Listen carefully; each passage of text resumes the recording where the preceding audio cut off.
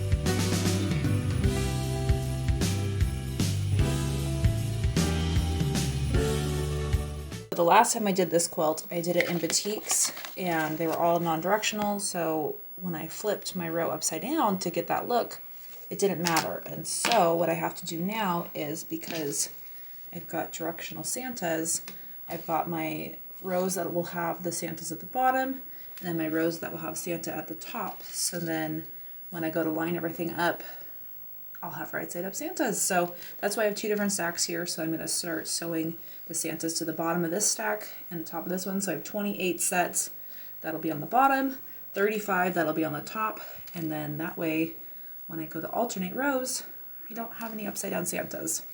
And that's the last thing I have to do to finish these blocks.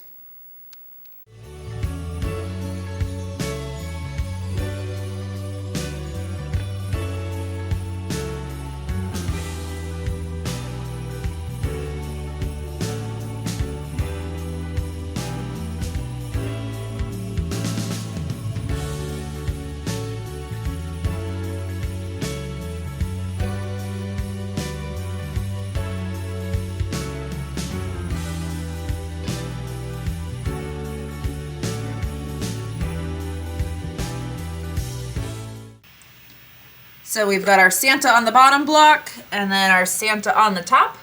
For some reason, my strips didn't add up, so I've got to trim up my blocks, which I will do before my next video with a piecing. But we are now officially ready to start a quilt top next video.